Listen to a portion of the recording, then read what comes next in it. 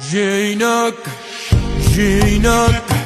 بنت الأصلية وما حد خذها مني بعناد الزلم لك. الحمد لله على السلامة النجم العربي الشامي، أهلا وسهلا فيك بين جمهورك بألمانيا، نورتنا. مو جمهوري بألمانيا، هدول أهلنا وناسنا وإخواتنا ورفقاتنا والناس اللي بنحبهم وبيحبونا، نطلع ونغني لهم، نعمل ليلة حلوة ونرجع.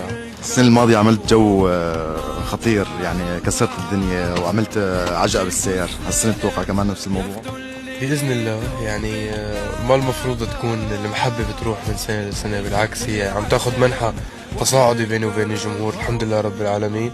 واليوم أنا جاي بنسخة أنضج مني وبموسيقى أجدد مني وبصوت اشتغلت عليه أكتر، فإن شاء الله هيك بتكون ليلة وسهرة حلوة وبينبسطوا فيها.